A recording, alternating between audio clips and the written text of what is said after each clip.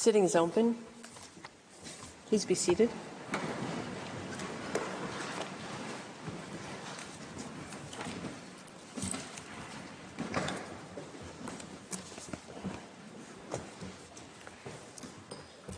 The court meets today and will meet in the coming days to hear the oral arguments of the parties on preliminary objections raised by the respondent in the case concerning allegations of genocide under the Convention on the Prevention and Punishment of the Crime of Genocide, Ukraine versus Russian Federation, 32 states intervening, as well as the oral observations of the intervening states with respect to the subject matter of their interventions. This morning, the court will hear the first round of oral argument of the Russian Federation. I recall that since the court included no judge of Ukrainian nationality upon the bench, Ukraine proceeded to exercise the right conferred upon it by Article 31, Paragraph 2 of the statute, to choose a judge ad hoc to sit in the case. It chose Mr. Yves Daudet, who was duly installed as judge ad hoc on 7 March 2022, during the phase of the present case that was devoted to the request for the indication of provisional measures submitted by Ukraine. I shall now briefly recall the principal steps of procedure in the case. On 26 February 2022, Ukraine filed in the registry of the court an application instituting proceedings against the Russian Federation concerning, I quote, a dispute relating to the interpretation, application, and fulfillment of the 1948 Convention on the Prevention and Punishment of the Crime of Genocide, end of quote. I shall refer to this treaty as the Genocide Convention. In its application, Ukraine seeks to base the court's jurisdiction on Article 36, Paragraph 1 of the Statute of the Court, and on Article 9 of the Genocide Convention. Together with the application, Ukraine submitted a request for the indication of provisional measures with reference to Article 41 of the statute and to Articles 73, 74, and 75 of the Rules of Court. On 7 March 2022, a public hearing on the request for the indication of provisional measures was held, at which only Ukraine presented arguments, the Russian Federation having indicated by a letter dated 5 March 2022 that it would not participate in the oral proceedings on the request. After the closure of the hearing on that request, the respondent transmitted a document setting out its position that the court lacks jurisdiction in the case. By an order dated 16 March 2022, the court indicated the following provisional measures. I quote, 1. The Russian Federation shall immediately suspend the military operations that it commenced on 24 February 2022 in the territory of Ukraine. 2. The Russian Federation shall ensure that any military or irregular armed units which may be directed or supported by it, as well as any organizations and persons which may be subject to its control or direction, take no steps in furtherance of the military operations referred to in point 1 above. 3. Both parties shall refrain from any action which might aggravate or extend the dispute before the court or make it more difficult to resolve. End of quote. By an order dated 23 March 2022, the court fixed 23 September 2022 and 23 March 2023 as the respective time limits for the filing of the Memorial of Ukraine and the Counter-Memorial of the Russian Federation. The Memorial of Ukraine was filed on 1 July 2022. On 3 October 2022, within the time limit prescribed by Article 79 bis, Paragraph 1 of the Rules of Court, the Russian Federation raised preliminary objections to the jurisdiction of the court and the admissibility of the application. Consequently, by an order of 7 February 2022, having noted that by virtue of Article 79 bis, Paragraph 3 of the Rules of Court, the proceedings on the merits were suspended, the court fixed 3 February 2023 as the time limit within which Ukraine could present a written statement of its observations and submissions on the preliminary objections raised by the Russian Federation. Ukraine filed its written statement within the time limit thus fixed. Between 21 July 2022 and 15 December 2022, 33 states filed declarations of intervention under Article 63, Paragraph 2 of the Statute of the Court. I recall that Article 63 of the statute provides as follows, I quote, 1. Whenever the construction of a convention to which states other than those concerned in the case are parties is in question, the registrar shall notify all such states forthwith. 2. Every state so notified has the right to intervene in the proceedings, but if it uses this right, the construction given by the judgment will be equally binding upon it. End of quote. Pursuant to Article 83, Paragraph 1 of the Rules of Court, the parties presented written observations on the declarations of intervention that had been filed in the case. In light of the objections of the Russian Federation to the admissibility of all the declarations of intervention, the Court, pursuant to Article 84, Paragraph 2 of the Rules of Court, decided to hear, by means of a written procedure, the parties and the states seeking to intervene on the admissibility of the declarations of intervention. On 13 February 2023, the states seeking to intervene presented their written observations on the admissibility of the declarations of intervention, followed by the written observations of the parties on that same question on 24 March 2023. By an order dated 5 June 2023, the Court decided that the declarations of intervention under Article 63 of the statute submitted by the following 32 states were admissible at the preliminary objection stage of the proceeding, insofar as they concerned the construction of Article 9 and other provisions of the Genocide Convention that are relevant for the determination of the jurisdiction of the Court: Australia, Austria, Belgium, Bulgaria, Canada and the Netherlands jointly, Croatia, Czechia, Denmark, Estonia, Finland, France, Germany, Greece, Ireland, Italy, Latvia, Liechtenstein, Lithuania, Luxembourg, Malta, New Zealand, Norway, Poland, Portugal, Romania, Slovakia, Slovenia, Spain, Sweden, and the United Kingdom. The Court indicated in that order that it would not, at the preliminary objection stage, have regard to any part of the written or oral observations of the intervening states going beyond the scope thus fixed. In its order of 5 June 2023, the Court further found that the declaration of intervention under Article 63 of the statute submitted by the United States was inadmissible insofar as it concerned the preliminary objections stage of the proceedings. The Court also fixed 5 July 2023 as the time limit for the filing of the written observations referred to in Article 86, Paragraph 1 of the Rules of Court by the states whose declarations of intervention had been deemed admissible at the preliminary objections stage of the proceedings. The intervening states filed their written observations on the subject matter of the intervention within the time limits thus fixed. Liechtenstein, however, did not file written observations. After ascertaining the views of the parties, the Court decided, pursuant to Article 53, Paragraph 2 of its rules, that copies of the written pleadings and documents annexed would be made accessible to the public on the opening of the oral proceedings. Further, after consulting the parties and the states which had filed the declaration of intervention, the Court decided also to make accessible to the public the written observations of the parties on the declarations of intervention pursuant to Article 83, Paragraph 1 of the Rules of Court, the written observations of the states seeking to intervene, and those of the parties on the admissibility of the declarations of intervention in accordance with Article 84, Paragraph 2 of the Rules of Court, as well as the written observations of the intervening states on the subject matter of their interventions referred to in Article 86, Paragraph 1 of the Rules of Court.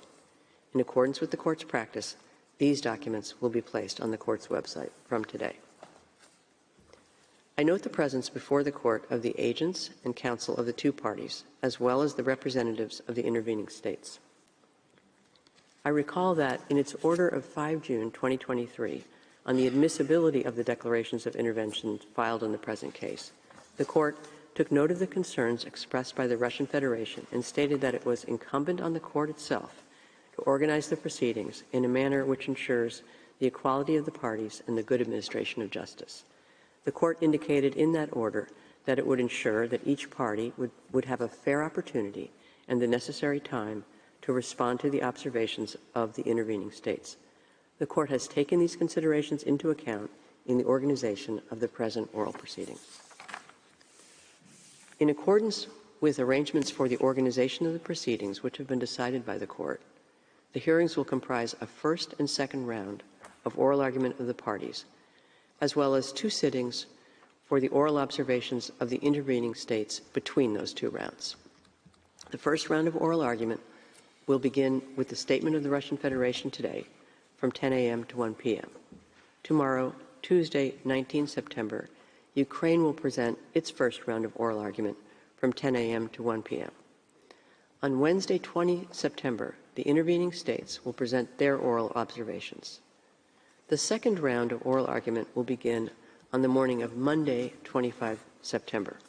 The Russian Federation will have 2 sessions of 3 hours on that day to respond to the arguments of Ukraine and the oral observations of the intervening states.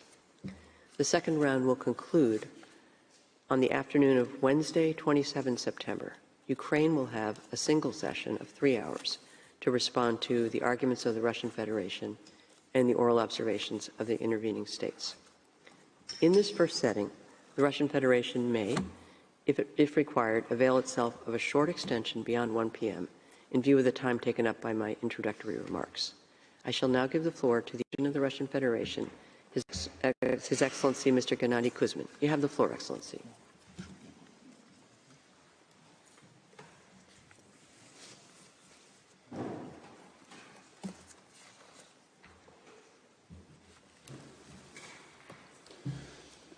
Madam President, distinguished members of the Court, I'm pleased to appear here before you as the agent of the Russian Federation and present Russia's position.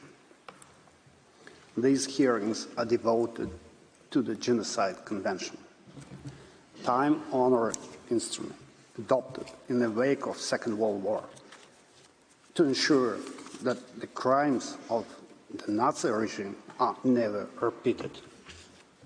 My country was an active collaborator and has always been a strong supporter of the Convention, of which it is a party for almost 70 years. Prevention and punishment of genocide are the object and purpose of the Convention.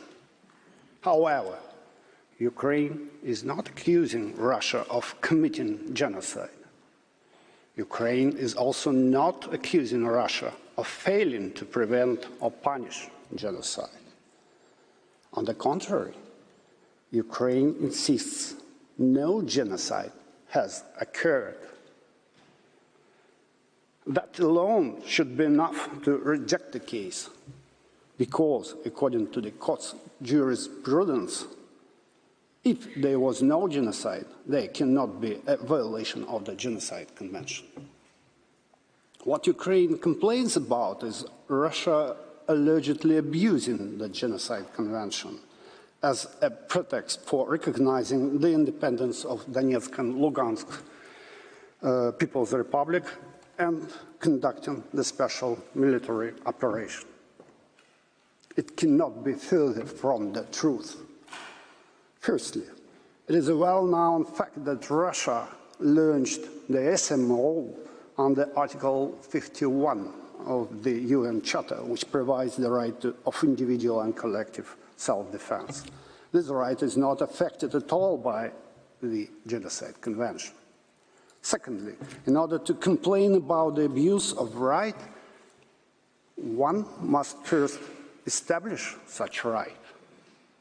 Ukraine seems to claim that the Genocide Convention provides some kind of right to use force, which Russia allegedly abused. But the Convention, of course, provides no such right. Nor had Russia ever claimed it does. The pretext that Ukraine uses to drag this case into the courts is apparently Russia's officials using the word genocide when describing what Ukraine's forces have been doing with the people of Donbass for the past 9 years, ever since the current Russophobic neo-Nazi regime came to power in Kiev by violently overthrowing the constitutionally elected president of Ukraine in 2014. However, making statements regarding genocide cannot be illegal under international law, including the Genocide Convention. The statements are unsurprising given the fact that Kyiv launched in 2014 a full-scale war against Donbass. Its policy to brutally quash any dissent, obstruct journalists, and promote hatred against ethnic Russians. The current Kyiv regime glorifies Nazi war criminals, adopts Nazi symbolism, and does not ban neo-Nazi groups. At the same time, Kyiv bans education of the Russian language and pushing the Russian language out of all spheres of public life. Russian books, films, and Russian artists are banned. Russian Orthodox churches are violently seized by Ukrainian security forces and neo-Nazi militants. The predominantly Russian people that lived in the southern and eastern Ukraine strongly opposed the 2014 coup new neo-Nazi policy. In response, Kyiv imposed a suffocating blockade on Donbass, robbing their populations of access to water, food, electricity, medicine, and other critical goods, and launched the so-called anti-terrorist operation, deploying military force against its own population, igniting a civil war. Russia tried to peacefully resolve the civil war in Ukraine. Russia actively participated in Normandy format negotiations and trilateral contact group to develop solution for Ukrainian crisis. It was the Russian president who first proposed to deploy UN peacekeeping units in Donbass. Ukraine impeded that initiative. Nevertheless, Russia's efforts brought results. I'm talking about conclusion of the Minsk Protocol dated 5th September 2014 and Minsk II Agreement dated 12 February 2015. These are the only agreements concluded in relation to Ukraine's crisis. More than that, Minsk II was endorsed by the UN Security Council resolution. The Minsk agreements provided for ceasefire, ban on heavy weaponry and drones, amnesty for participants to the conflict. Importantly, the agreements envisaged the reintegration of the DPR and LPR into Ukraine on the condition of a constitutional reform in Ukraine and providing DPR and LPR greater autonomy. However, neither Ukraine nor its Western handlers ever intended to fulfill these UN-approved agreements. Today, all of them, Ukraine's President Poroshenko and Zelensky, Germany's former Chancellor Merkel, France's former President Hollande, proudly declared that Ukraine was never expected to implement the Minsk agreements. Instead, the agreements were supposed to give Ukraine breathing space and time to beef up its military power. In another case before the court, Russia had already emphasized that even the majority of the people of Ukraine wanted the Donbass conflict to be resolved by peaceful means. But nobody in the Ukrainian government heard those voices. President Zelensky cynically exploited the peaceful aspirations of people in eastern Ukraine during his election campaign, promising heal Donbass and stop the shooting. However, the Kyiv regime once again deceived its people. The violence never stopped, and Ukrainian officials openly mocked a military solution for the Donbass problem.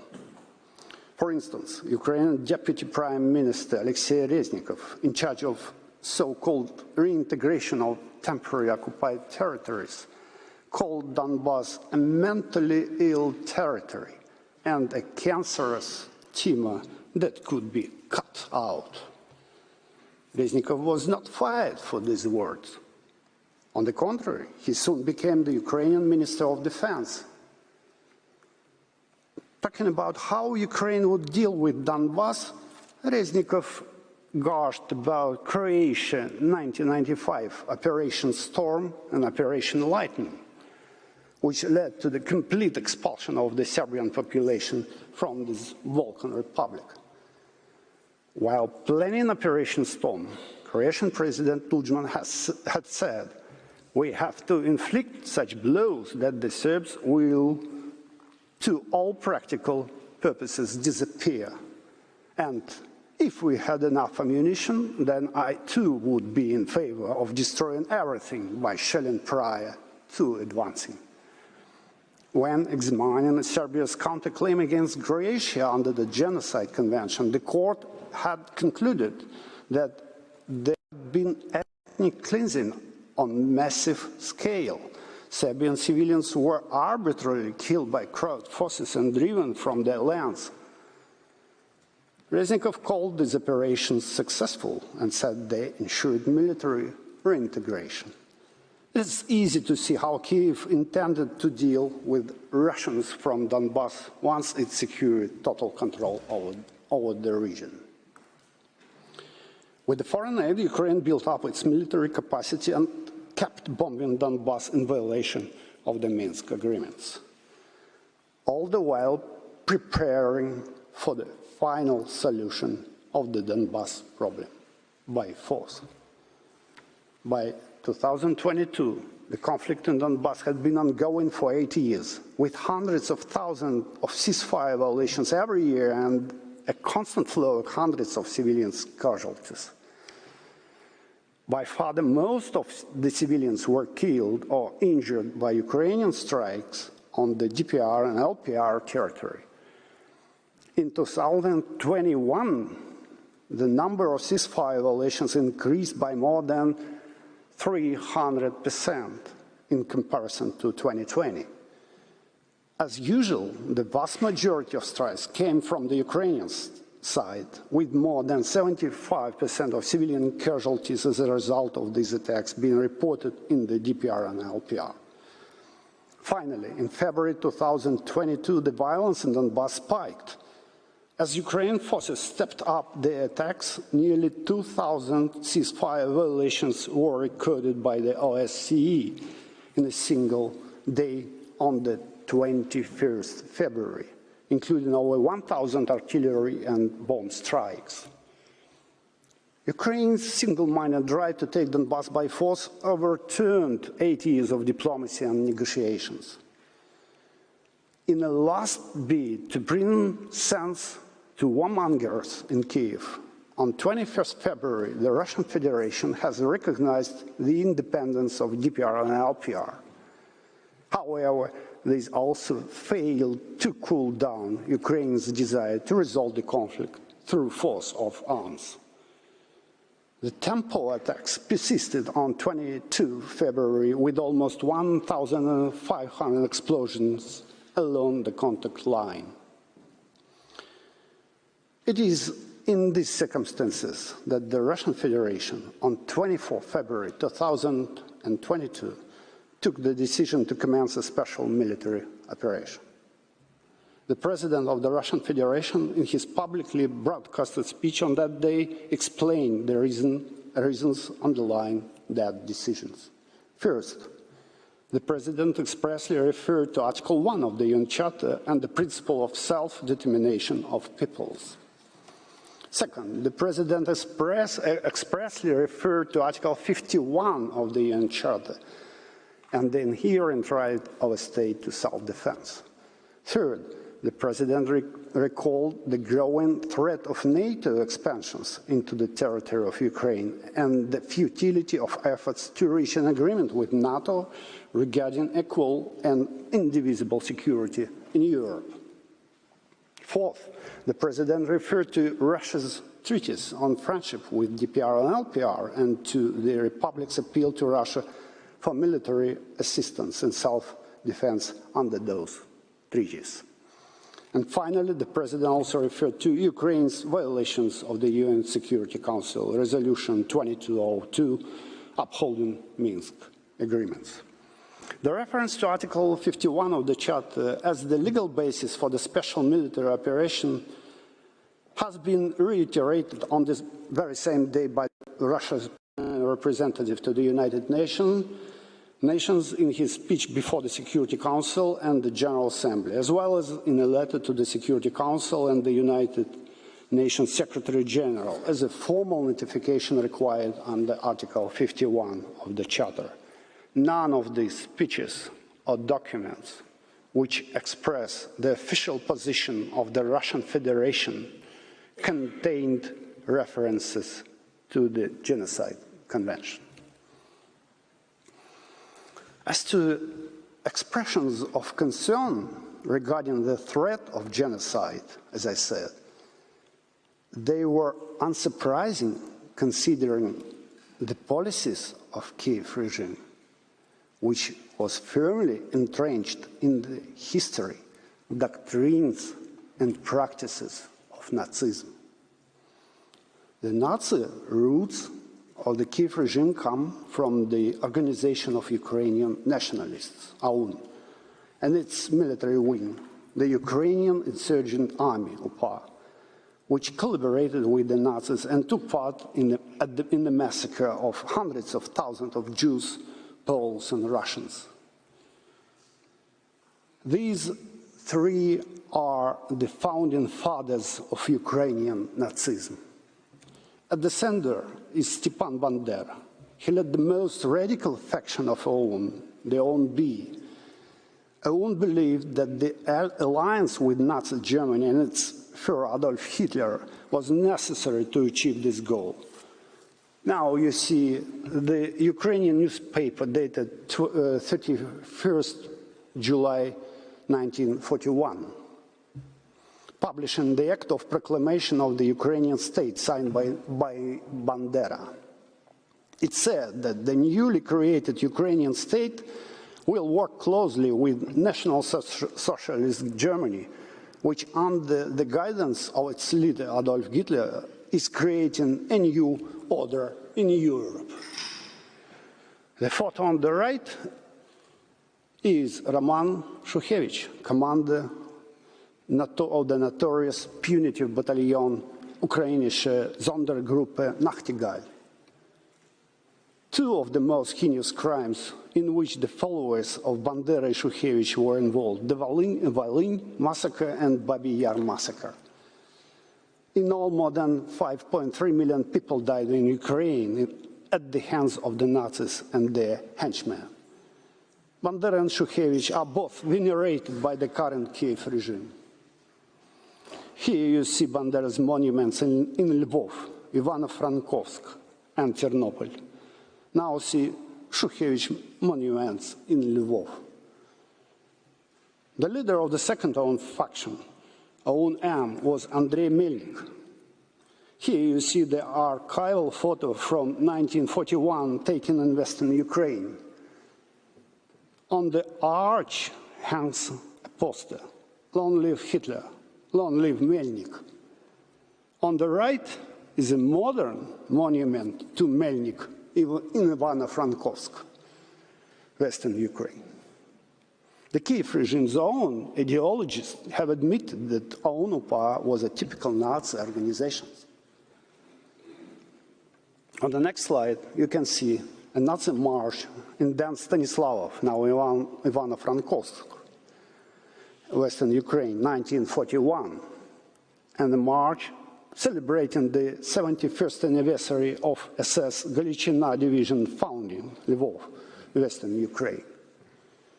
In early 1990s, OUN was legalized in Ukraine under the new title, Congress of Ukrainian Nationalists. Yuri Shukhevich, son of Roman Shukhevich, established and led another Ukrainian major neo-Nazi party, the Ukrainian National Assembly, UNA-UNSO. From these odious roots stemmed nowadays neo-Nazi movements in Ukraine, such as Svoboda, Trizub, Right Sector, Sich, and many others. You see a 2008 Congress of the Patriot of Ukraine movement in Kharkov. The speaker is Andrei Beletsky, the future founder of the infamous neo-Nazi battalion Azov. The Patriot of Ukraine's official logo was the Nazi German Volksangel, which you can see on the banners. The sym hook can be observed on the Tiger tank of the Nazi SS Totenkopf division. The resurgence of neo-Nazi in Ukraine did not go unnoticed in the world. In 2008, the Jewish Telegraphic Agency published the alarming report on the widespread use of Nazi symbols and Nazi salutes in neo-Nazi mass events across Ukraine. These neo-Nazi groups became the driving force behind the violent coup d'etat, where armed neo-Nazi fighters overthrew the legitimate Ukrainian authorities and formed an illegitimate new government of victors, where a key position had been taken by neo-Nazi extremists. Here, the Svoboda neo-Nazi party members who joined the new government, shown with Svoboda symbol, the Nazi Wolfsangel cross. Same background of these neo-Nazis available on the next 4 slides. This Ukrainian government glorifies the collaborators who fought on the side of Hitler during the Second World War. Those who are still alive are granted with veteran status, state protection and benefits. More than 200 streets across Ukraine have been named after Nazi criminals. On the next slide, you can see the SS Galiciana division being honored in Kiev. Neo-Nazi summer camps for children were opened all over Ukraine, indoctrinating children with the ideas of Bandera and hatred of Russians. Now, we hold President Zelensky naming a Ukrainian mountain brigade Edelweiss after the Nazi mountain division of the same name. Finally, here is a modern German Leopard tank of the Ukrainian armed forces, proudly bearing the notorious Nazi Balkenkreuz, the white cross marking carried by Nazi army during their campaign in Poland and in the USSR. On the international field, since 2014, Ukraine has been steadily voting against the UN General Assembly annual resolution on combating glorification of neo-Nazism and other practices that contribute to fueling contemporary forms of racism, racial discrimination, xenophobia, and related intolerance. Madam President, in its order on provisional measures, the court found that Ukraine has a plausible right not to be subjected to military operations by the Russian Federation for the purpose of preventing and punishing an alleged genocide in the territory of Ukraine. However, that decision is preliminary in nature. When the court will decide on the jurisdiction of the case, it should bear in mind that this finding is not consistent with the court's previous finding in the legality of use of force cases. Back then, the court discarded Yugoslavia's request for provisional measures, despite Yugoslavia being the victim of an intensive bombing campaign by NATO forces. Numerous NATO leaders had referred to genocide as the legal basis for the operation. Representatives of NATO states have repeatedly stated so before this court. Just last year, Germany's Chancellor, Mr. Scholz, confirmed this in his dialogue with President Putin, in Yugoslavia because, I quote, there was a danger and a threat of genocide, and these ought to have been prevented. NATO states had no other justification for their attack. They never invoked Article 51 of the UN Charter, nor did they have any ground to do so. No genocide was established to take place in Kosovo. Madam President, members of the court, according to this jurisprudence of the court, no jurisdiction can be awarded to Ukraine's claims. Deciding otherwise would be effectively a reversal of the position that the court took with regard to Yugoslavia's plea. Of course, Russia has always condemned the bombing of Yugoslavia by NATO and rejected NATO's attempts at justification. This confirms that Russia never believed that Genocide Convention to provide a legal basis for armed interventions. Ukraine's attempt to use an unrelated treaty in order to bring claims related to use of force and state recognition to the court, despite absence of jurisdiction, is nothing new.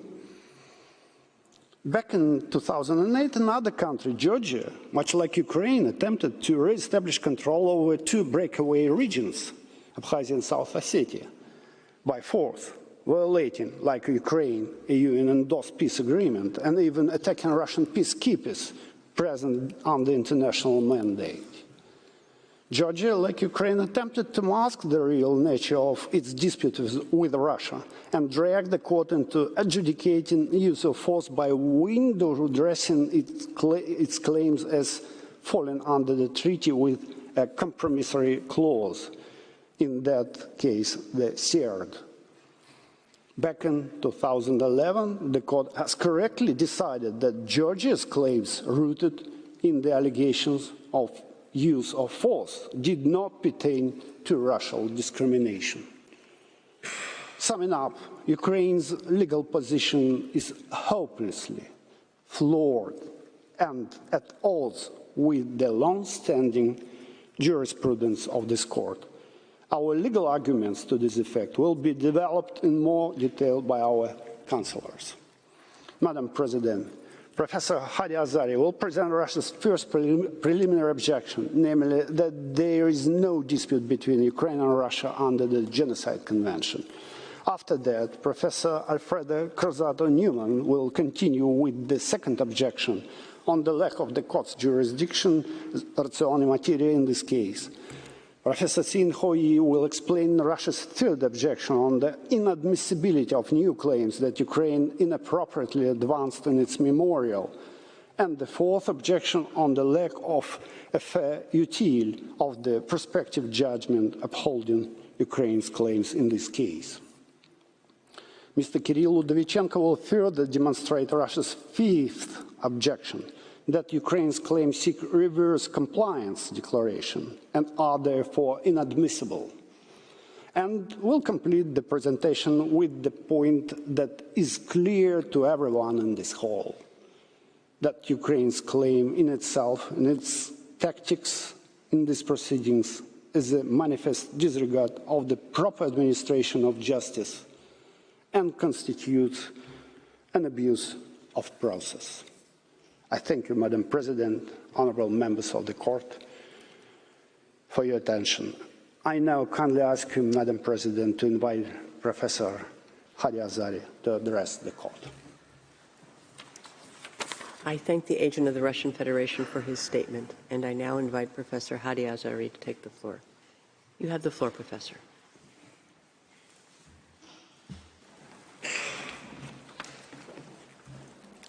Merci beaucoup, Madame la Présidente. Thank you very much, Madam President. Members of the court, it is a great honor for me to appear once again before the court to present the first preliminary objection of the Russian Federation, in this case against Ukraine. My task is to demonstrate that there is no dispute under the 1948 Convention on Genocide, which should lead the court to decline its jurisdiction to entertain Ukraine's claims. The conditions of the existence of a dispute are very clearly specified in the court's jurisprudence, and I will summarize these in a few lines. For a dispute to exist, the court must establish, based on evidence provided by the parties, that on the date of filing the application, the applicant made a claim that was positively opposed by the respondent.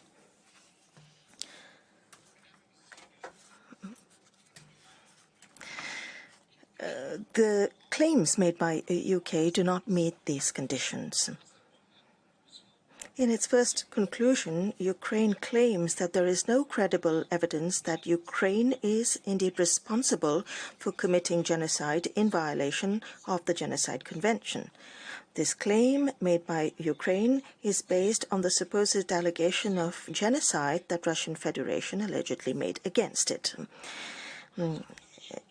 And to establish this, Ukraine has to prove that it has violated, first of all, the 1948 convention that Russian Federation made against it, and secondly, that this claim was positively opposed by the Russian Federation, and three, the disagreement existed on the date when the application was filed. Ukraine has been unable to demonstrate this. Firstly, Ukraine should have specified its allegation before instituting proceedings. In Georgia versus the Russian Federation, the court stated that the applicant, and I quote, must refer to the subject matter of the treaty with sufficient clarity to enable the state against which a claim is made to identify that there is or may be a dispute with regard to that subject matter. An express specification would remove any doubt about one state's understanding of the subject matter in issue and put the other on notice. End of quote. A dispute cannot exist between Ukraine and the Russian Federation under provisions of the 1948 Convention. Therefore, as to the purported allegation of genocide, Ukraine must identify the obligations stemming from this convention, which, according to it, Russia has allegedly violated. Needless to say that a dispute cannot originate from an obligation that doesn't exist. Ukraine must prove that the convention bans states from making allegations of genocide against each other. Ukraine has failed to meet this criterion. And this is hardly surprising because such an obligation simply doesn't exist, and a dispute cannot originate from an obligation that doesn't exist. In fact, this is the reason why, in the different formulations of the dispute submitted to the court, Ukraine does not rely on any provision of the convention to support this claim, contrary to what it has done for the other two claims. As you can see on the screen, the parts that are highlighted. Bringing up the Gambia versus Myanmar case is of no help to Ukraine, to the extent that in the court's judgment of 22nd of July 2022, the court did not dismiss the arguments supported by the Russian Federation. On the contrary, it confirmed them. The applicant states the court says, must refer to the subject matter of the treaty with sufficient clarity to enable the state against which a claim is made to identify that there is or may be a dispute with regard to that subject matter. End of quote. No claim was made by Ukraine that Russia had allegedly violated the 1948 Convention before filing its application. There was no evidence at all that was presented to the court demonstrating such a claim made by Ukraine against Russia. There is no note verbal addressed by Ukraine to the Russian Federation in which Ukraine exposes its opinions as to the fact that Russia's conduct was supposedly in breach of the convention. No claim similar to what Ukraine has presented in its application or its memorial was made against Russia before instituting the current proceedings. There is nothing at all in Ukraine's submissions demonstrating that it had informed Russia that it considered the accusation of genocide as being counter to Russia's obligation under the Genocide Convention. However, the court's established jurisprudence is unambiguous in this respect. It requires that the applicant should inform the respondent of its accusations, of its criticism, of its reproach, of its allegation before filing an application. And it was this condition that led to the court to specify in the Marshall Islands case that the application must demonstrate that the respondent was aware or could not have been unaware that its views were positively opposed by the applicant. And as the late Judge Trinidad explained, and I quote, the court the court effectively requires an applicant state to set out its legal claim to direct it specifically to the prospective respondent state or states and to make the alleged harmful conduct clear.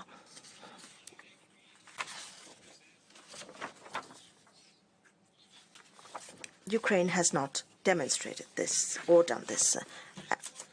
As a second step, Ukraine has to demonstrate that its claim was met with Russia's manifest opposition, and it has been unable to do so either because it was impossible to do so. There simply wasn't any claim requiring a reaction from the respondent. Ukraine was aware that it could not meet the standard of the existence of a dispute as required by the court. Therefore, it decided to reverse this standard. It strove to demonstrate that the Russian Federation had allegedly held Ukraine responsible for the violation of the 1948 Convention and that it expressed its positive opposition to the allegation of genocide. However, this argument simply disregards what is essential. The dispute raised by Ukraine is on Russia's responsibility under the Convention and not on Ukraine's responsibility. And despite the fact that the rules of jurisprudence with regard to the existence of a dispute do not require this explanation, I shall nonetheless demonstrate that Ukraine's arguments are baseless, and I will address the issues in 2 points briefly. First of all, Ukraine makes a reference to the use of the term genocide in the declaration of Russian agents and authorities, and yet Ukraine has not proved that in these declarations the term was indeed used within the meaning of the 1948 Convention. As to a similar declaration in another context, the court declared, and I quote, "A statement can give rise to a dispute only if it refers to the subject matter of a claim with sufficient clarity to enable the state against which that claim is made to identify that there is or may be a dispute with regard to the subject matter." End of quote. It is perhaps noteworthy to recall that when these proceedings were brought to this court, William Shabazz published a very interesting study in which he explained the distinction that needs to be made between the use of the term genocide for rhetorical purposes or when it is used to invoke the convention. He begins his analysis by quoting the declaration of President Biden, who accused Russia of committing genocide by attacking Ukraine. Many other such declarations made in other contexts may be recalled. The ILC emphasizes that a state does not invoke the responsibility of another state merely because it criticizes that state for a breach and calls for observance of the obligation or even reserves its rights or protests. For the purpose of these articles, protest as such is not an invocation of responsibility.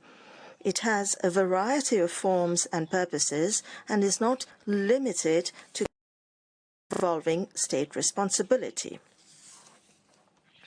Ukraine contends that Russia has nonetheless invoked Ukraine's responsibility because, according to the ILC, as it says, the invocation of responsibility can be made by taking measures. And it says, and I quote, "In this case, Russia has not merely advanced allegations that Ukraine violated the Genocide Convention, but has taken measures against Ukraine on the basis of that allegation, that is to say, recognizing the DPR and LPR and using force in and against Ukraine." End of quote.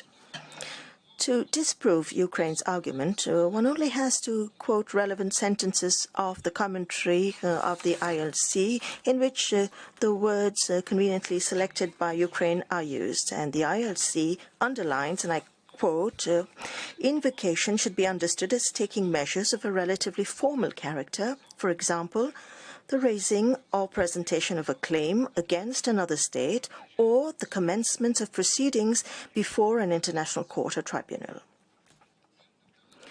We cannot reasonably claim that the use of force or the recognition of a state can be considered as measures of a relatively formal character, as the invocation of responsibility of a state under international law.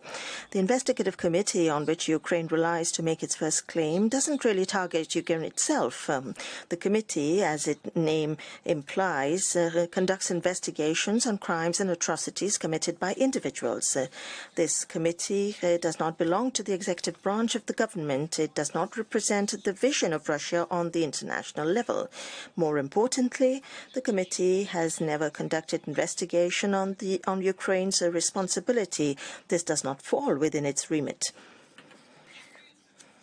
If it did indeed target, even if it did indeed target Ukrainian officials, it wouldn't change anything, because for a dispute to occur, the court considers declarations and diplomatic exchanges between parties and the grounds presented by the authors of declarations and documents and the persons for which they are intended. In our case, the author of declarations is an organ that has the power to conduct investigations on international crimes committed by individuals without any judgment.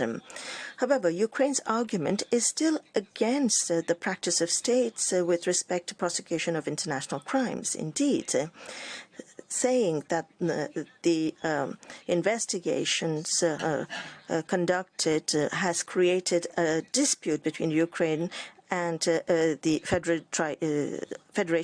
Russian Federation would be tantamount to recognizing, for example, that by exercising their universal jurisdiction, that the state tribunals have created, indeed, a dispute between the state of the tribunal and the individuals of that state presented for the said crimes. And such an assertion is, of course, baseless. Furthermore, supporting Ukraine would mean that one doesn't know the distinction between the international responsibility of a state and criminal responsibility.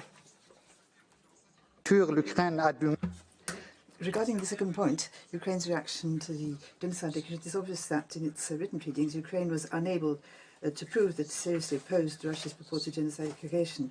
Ukraine was aware that its position was weak, and so in its written observation tried to convince it that its silence meant it had rejected Russia's allegations. It argued that, given the seriousness of an allegation of genocide, the failure of a state to respond to such an allegation would constitute evidence that the allegation is rejected and dispute exists between the parties. Ukraine is wrong. It is not the magnitude of the accusation or its seriousness, but the existence of particular circumstances which require a reaction to determine whether silence equals a reaction or not. There is nothing to prove that we are in such a situation. Anyway, Ukraine was not able to prove this. Besides, were one to believe Ukraine, no state would ever need to prove that its opponent had challenged its claim, and consequently, the very prerequisite of the existence of a dispute would be meaningless and would lose its raison d'être. At the opposite end of the argument I've just described, Ukraine claims that it did react nevertheless. In its written observations, it's recalled first Ukrainian authorities, to which it had already referred in its memorial, and added a few additional examples. For example, but all the authorities had been looked into by the investigative committee, and the said authorities, addressed the committee in their comments. So they did not respond to a state allegation, and their attitude cannot therefore be conducive to the arising of a legal dispute. The speech made by Mr. Kuleba, the Foreign Affairs Minister of Ukraine, on the 23rd of 2022, which Ukraine relies on with some insistence, is of no help to it. Nowhere in this speech is there a reference to the 1948 Convention and its subject matter. Mr. Kuleba simply denied the allegations according to which Ukraine was preparing an attack in Donbass, and this was against the background, background of the United Nations Charter. The last argument is that its National Defense Act against the military operation of Russia constituted a rejection of its allegations of genocide. There again, Ukraine is wrong. It is not a defense against the special military operation which is in play here, but its manifest and clear rejection to the allegation of genocide. In a word, Ukraine has not demonstrated that it claimed a breach of the 1948 Convention and that his claim was opposed by Russia's reaction.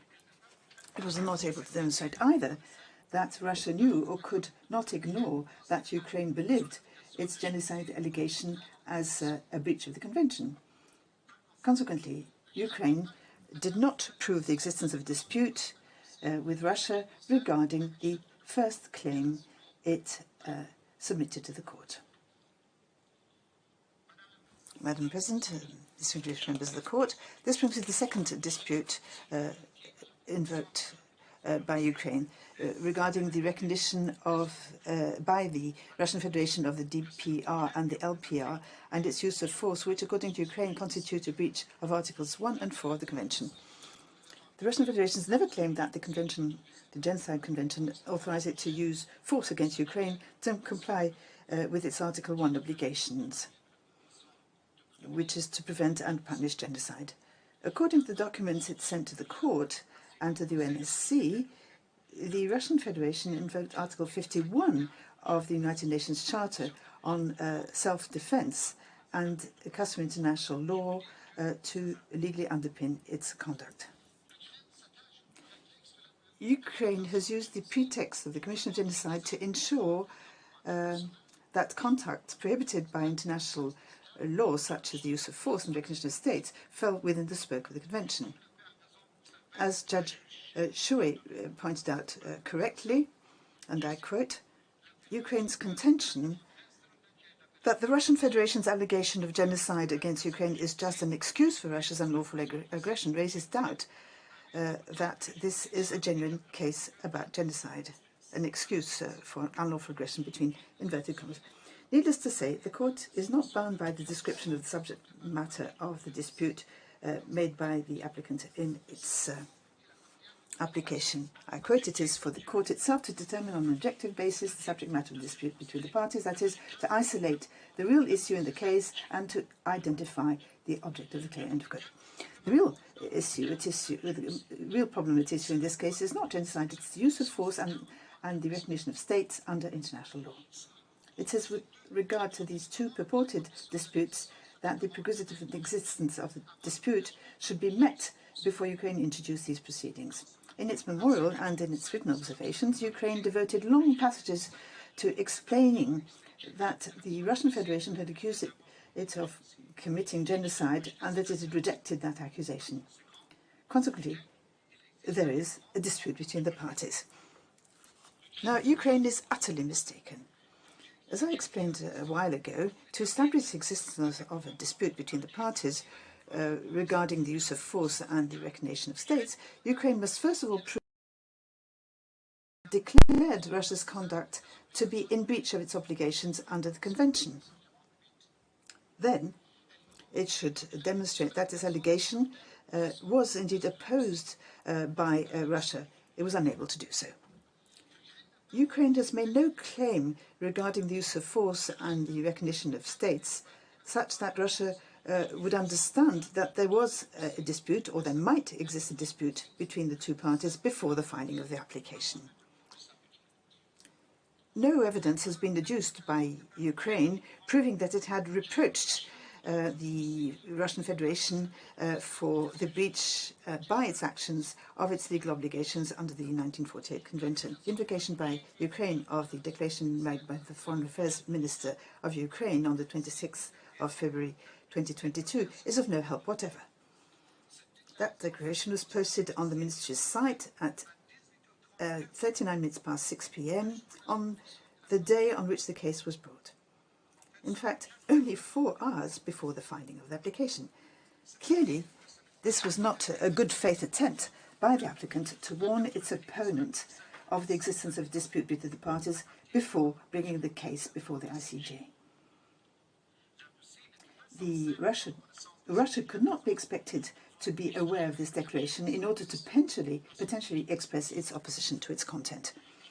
Let us recall that the court has taken account of the passing of a reasonable amount of time between the recognition of the existence of a dispute and the filing of the application. The rule according to which, and I quote, the dispute must in principle exist prior to the filing of the application, end quote, implies that the dispute has been crystallized, quote, prior to the date of the application, end quote, so that the defendant may be in a position to react to the applicant's claim. In the instant case, the Federation, the Russian Federation, was in no position to know that for its opponent, the actions at issue were in breach of its obligations under the Convention. For the same reason, it was not given enough time to react to its opponent's claims.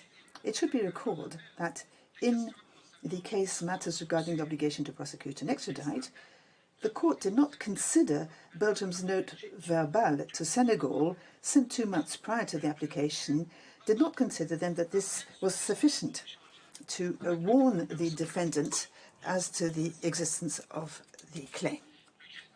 Ukraine also argues that its minister's declaration is far more precise in its reference to the Genocide Convention, that, for example, the declarations made by Georgia before the filing of its application in the Georgia versus Russian Federation case. This argument does not stand up to scrutiny.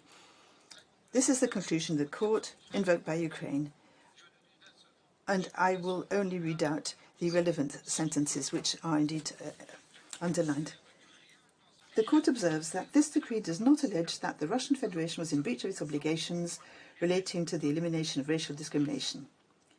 Its concerns is with the allegedly unlawful use of armed force, end of quote.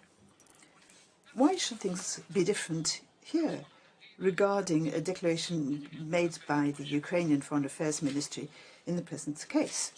This declaration dealt with the purported illegal use of force by the Russian Federation and not some hypothetical breach of the Genocide Convention. The convention only entered into play because Ukraine considered it was a pretext used by Russia to intervene. Yet, at no point did the Ukrainian ministry declare that the so-called genocide allegations or the fact that Russia had relied on the Genocide Convention to undertake the special military operation constitute in and of themselves a breach of the Convention.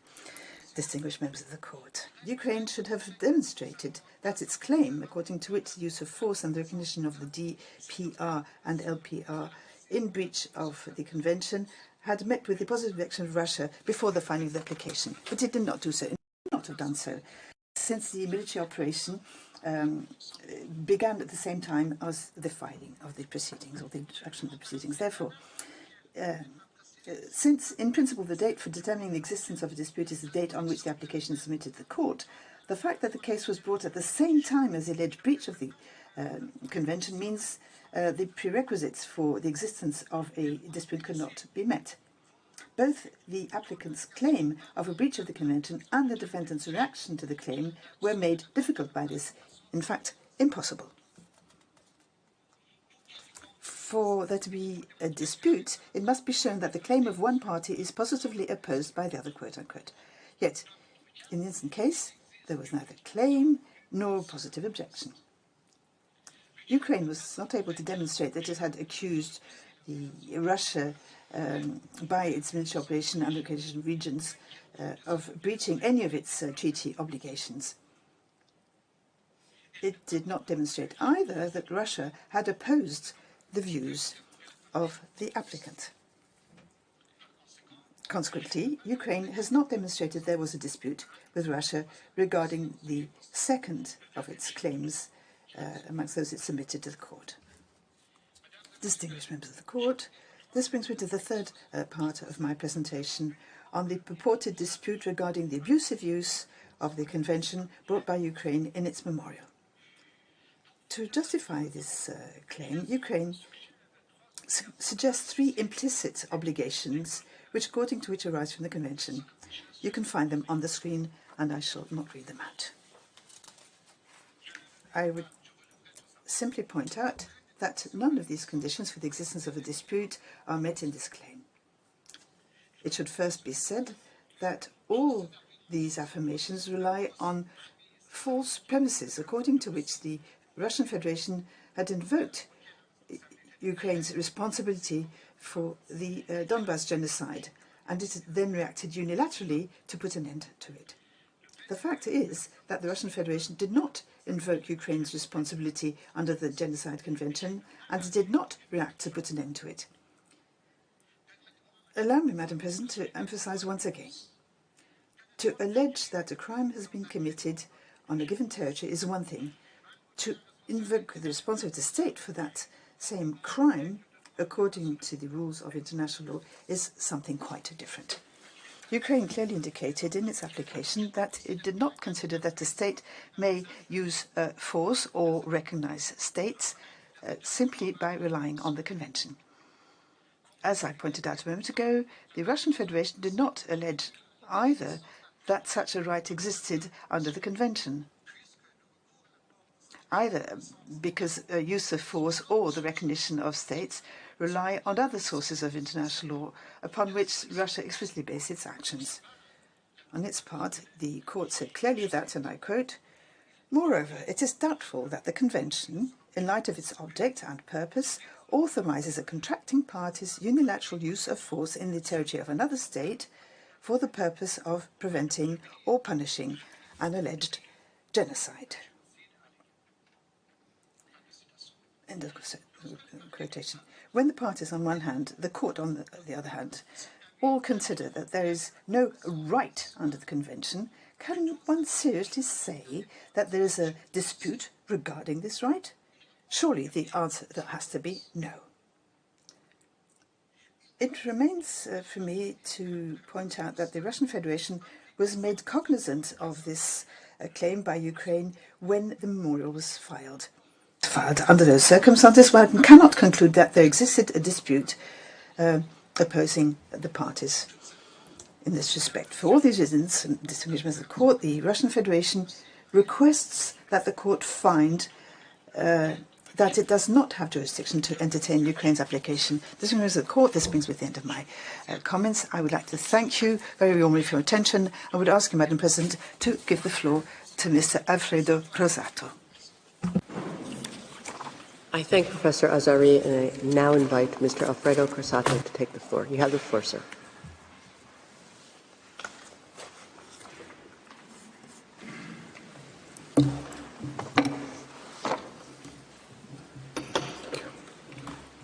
Madam President, distinguished members of the Court, it is an honor to appear before you on behalf of the Russian Federation. My task today is to present Russia's second preliminary objection, that the Court lacks jurisdiction ratione materia to entertain Ukraine's claims. Ukraine has come to this Court with only one potential basis of jurisdiction, Article 9 of the Genocide Convention. It provides that disputes relating to the interpretation, application, or fulfillment of the Convention, including those relating to the responsibility of a state for genocide, or for any of the other acts enumerated in Article 3, may be submitted to the Court. Ukraine submits that Russia has violated Articles 1 and 4 of the Genocide Convention. But it is evident to all, and simply undeniable, that this case is not about whether Russia has failed to prevent or punish genocide, contrary to its obligations under the Convention. What this case is really about is the legality of the special military operation and the recognition of the DPR and LPR as states. The legality of these actions not under the Genocide Convention, but under the UN Charter and customary international law. The entire case before you hinges upon this. This, Madam President, members of the Court, calls for caution. Accepting Ukraine's position would be tantamount to rewriting the Convention and transforming its subject matter. It would completely overturn your well-established jurisprudence on the limits of compromissory clauses. It would be a clear circumvention of the fundamental principle of state consent to the jurisdiction of the Court. My presentation will be as follows. I shall first make some general remarks about Ukraine's case. I will show that the claims of Ukraine do not concern the Genocide Convention, but other rules of international law. Ukraine's attempt to shoehorn those claims into the Convention leads to several contradictory assertions and propositions that do not have any basis in the Convention. I shall then set out the test for establishing the Court's jurisdiction rationem materiae under a compromissory clause, and recall what the Court has said about the scope of Article 9 in previous cases. The Court has already carefully delineated its jurisdiction under this provision. It does not confer upon the Court the powers that Ukraine seeks to rely on. I will then show that Ukraine's key contentions in this case are fundamentally wrong as a matter of international law. First, there is no obligation under the Convention to act within the limits of international law so as to incorporate an indefinite number of obligations unrelated to the Convention. Second, and to conclude, I will show that there is no right under the Convention that could have been abused by Russia. Madam President, let me start with some general remarks on Ukraine's claims. Russia's second preliminary objection concerns conclusions C and D of Ukraine's memorial. Ukraine asks the Court to adjudge and declare that by using force and recognizing the DPR and LPR, Russia violates Articles 1 and 4 of the Genocide Convention. Articles 1 and 4 are well known, but it is important to recall what they say. Article 1 reads, the contracting parties confirm that genocide, whether committed in time of peace or in time of war, is a crime under international law, which they undertake to prevent and punish. Article 4 provides that persons committing genocide or any of the other acts enumerated in Article 3 shall be punished, whether they are constitutionally responsible rulers, public officials, or private individuals. One would expect an applicant under the Genocide Convention to claim that the contracting party had failed to prevent genocide or to punish its perpetrators. The applicant may request that those obligations be complied with by, for example, adopting measures to prevent further acts of genocide, prosecuting offenders, and making reparation to victims. These are, after all, the obligations laid down in Articles 1 and 4 of the Convention. Ukraine claims something quite different. It argues that these provisions have been breached through acts that have no apparent connection with the required conduct, the use of force, and the recognition of certain entities as states. Articles 1 and 4 do not refer to the use of force or to the recognition of states. The same is true for the preamble and other articles of the Convention, and for the drafting history. Ukraine's conclusions C and D are therefore, on any reading, foreign to the Convention, outside the scope of the Convention. The subject matter of the treaty simply does not deal with the use of force or the recognition of states. Ukraine cannot avoid accepting this simple truth, and this should be the end of the story. Yet Ukraine insists on transforming the scope of the Convention, advancing 3 propositions, all of which are seriously flawed. First, Articles 1 and 4 contain, in Ukraine's view, an all-embracing obligation to act within the limits of international law when preventing or punishing genocide. The effect of this alleged obligation will be to incorporate into the Convention all obligations of states from other sources of international law, and to expand beyond measure the Court's jurisdiction under Article 9. Second, Ukraine argues that a state may not abuse Articles 1 and 4 by using force against another state or by recognizing states within the territory of another state, without sufficient evidence of genocide or a risk of genocide. This claim, based on an abuse of right, presupposes that the Genocide Convention confers a right on states to unilaterally use force, a right of humanitarian intervention, as well as a right to recognize states. Third, ignoring the Court's jurisprudence, Ukraine suggests that Article 9 is a unique, broad, or wide compromissory clause. Since Ukraine's obvious goal is to have the Court pass judgment on matters that do not fall within the subject matter of the Convention, its case is inevitably riddled with inconsistencies and surprising propositions. I will mention just a few. First, there is no doubt that an actual breach of the obligation to prevent or punish genocide is not claimed by Ukraine. In the Bosnian genocide case, the court clarified that the obligations to prevent and punish arise if genocide has been committed, or if there is a serious risk that genocide may be committed. The court also found that the state can be held responsible for breaching the obligation to prevent genocide only if genocide was actually committed. Ukraine's case is based on two contradictory premises. On the one hand, it states that no genocide has been committed in Donbass, and that there is no risk of genocide. So for Ukraine, the application of Articles 1 and 4 of the Convention have not been triggered. There being no genocide, Russia clearly cannot be held responsible for failing to prevent or to punish it. On the other hand, as I mentioned, Ukraine asserts that the Convention contains an obligation to act within the limits of international law when preventing or punishing genocide, and that Russia has violated this alleged obligation by breaching the UN Charter and customary international law. This logic is clearly not consistent with your case law. It makes no sense to say that Russia has violated an obligation to act within the limits of international law when preventing or punishing genocide, and at the same time that in this circumstance Russia had no obligation to prevent or punish. This convoluted reasoning confirms that the Convention is being instrumentalized to address a much broader and quite different dispute between the parties. Madam President, another flaw in Ukraine's case is the lack of a legal basis for the alleged right not to be subject to allegations of genocide, false or otherwise.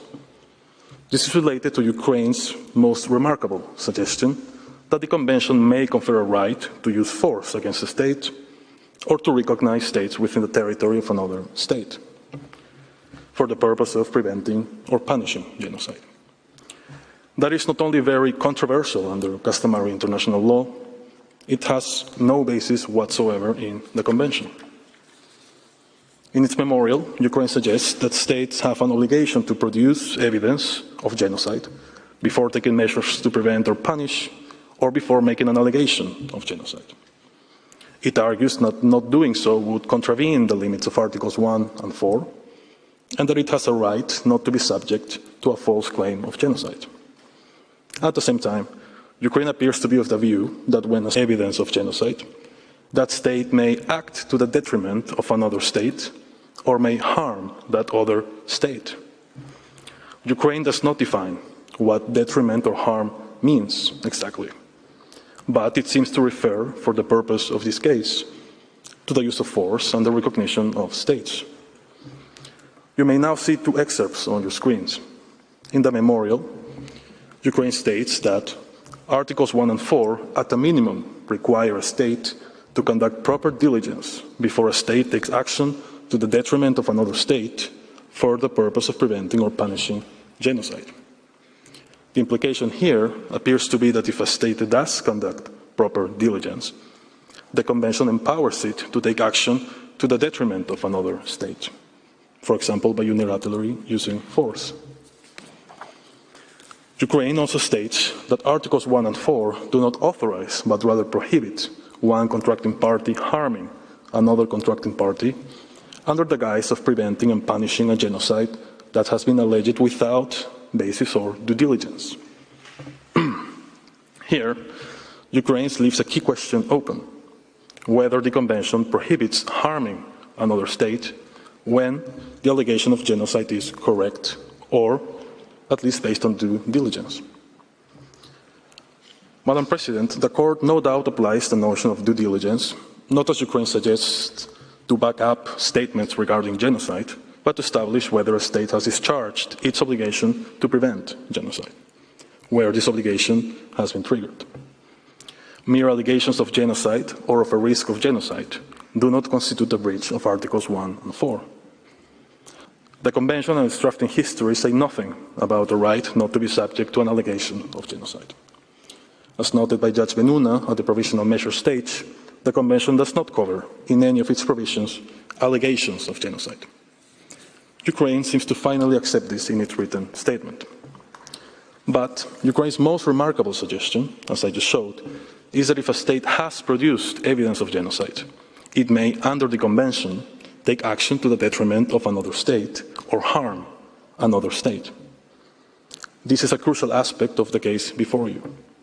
It lies at the heart of Ukraine's claims, and in particular, its reliance on an abuse of rights doctrine. Let us be clear.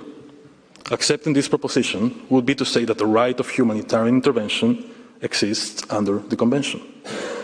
The Court is well aware that this notion has already been rejected by most members of the international community. For avoidance of doubt, I must recall that Russia's position on this matter, the use of force, is regulated by the UN Charter and customary international law, not by the Convention. The Genocide Convention does not authorize, confer a right, or impose an obligation to use force to prevent or punish genocide.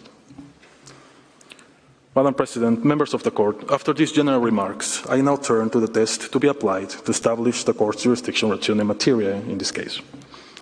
That test, in a nutshell, is whether a claim is capable of falling within the provisions of the treaty invoked by the applicant.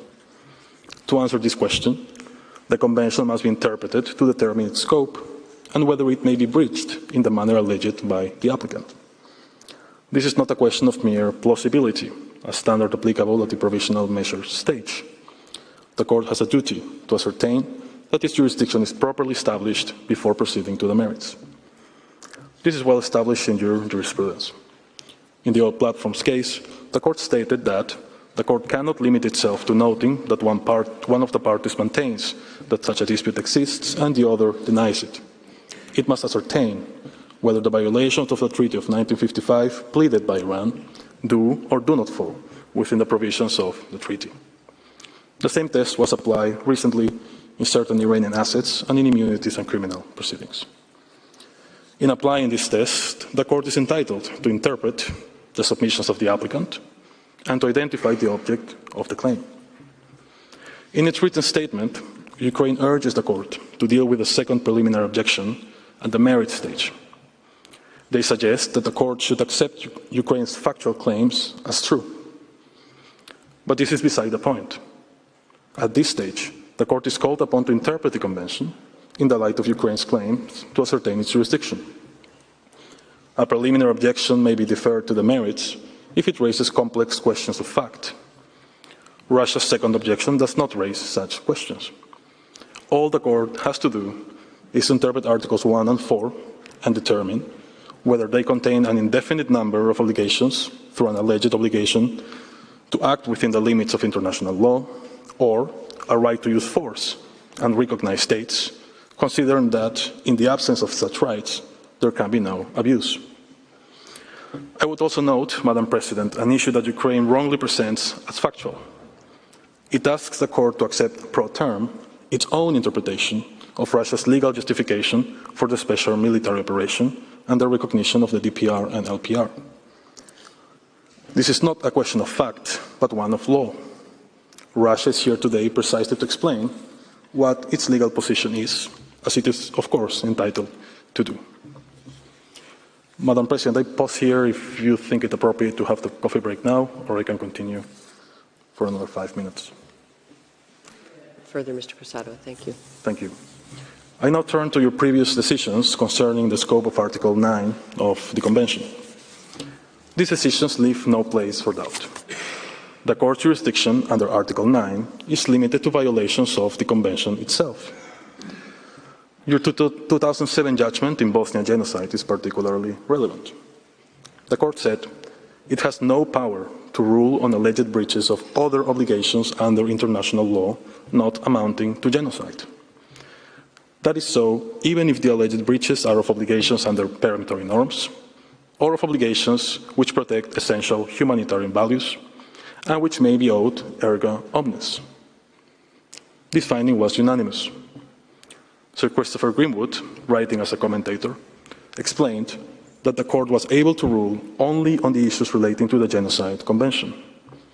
and could not consider other aspects of the broader dispute between the two countries, such as the application of the international law on the use of force. The court reaffirmed this understanding in the Croatia genocide case.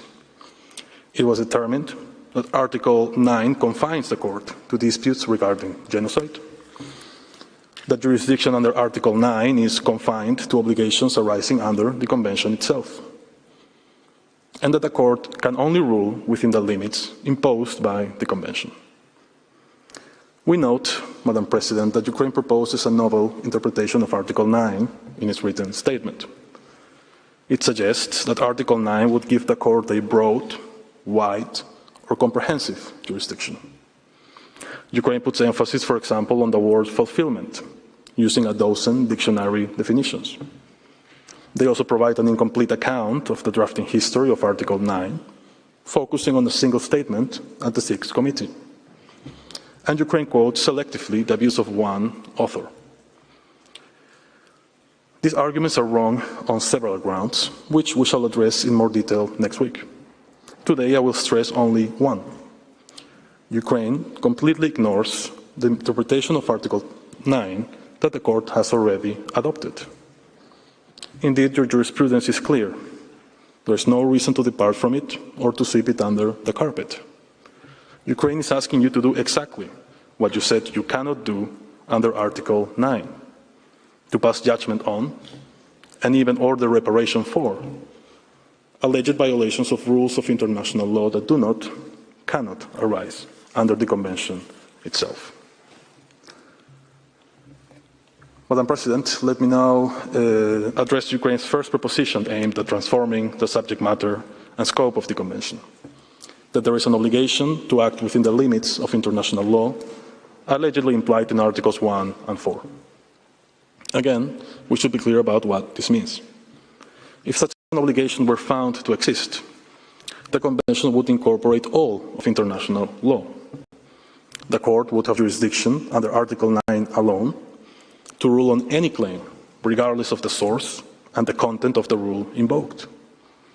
This would conflate states' obligations arising from the Genocide Convention and obligations arising from other distinct rules. It may open the door for states to use compromissory clauses to address disputes unrelated to the specific treaties. Ukraine proposes different formulations for this alleged obligation, but none of its formulations is to be found in the text of the Convention. It is not difficult to see that if this case were to proceed to the merits on this basis, the Convention would cease to be at issue. The case would revolve around whether Russia acted within the limits of international law, whether the special military operation and the recognition of the DPR and LPR were lawful not under the Genocide Convention, but under the UN Charter and customary international law. This could not be regarded as a case relating to the interpretation, application, or fulfillment of the Genocide Convention. So put simply, the violations of Articles 1 and 4 that Ukraine alleges are grounded or predicated on a violation not of the Convention, but of other rules of international law. Determining that Russia has violated those other rules, which Ukraine admits originate outside the Convention, is a sine qua non for its claim to succeed. Of course. The sitting is adjourned.